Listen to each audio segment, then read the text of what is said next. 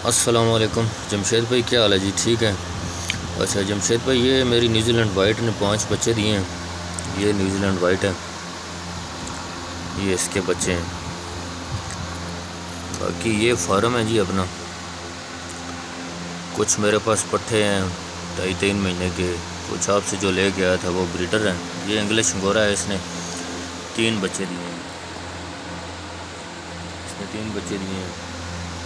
ये पहले के पट्ठे हैं जो 2.5-3 महीने के हो चुके हैं।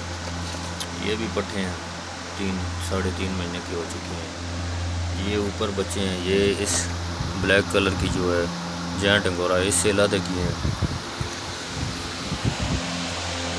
ये नर है जेंट अंगोरा का, न्यूजीलैंड वाइट का नर।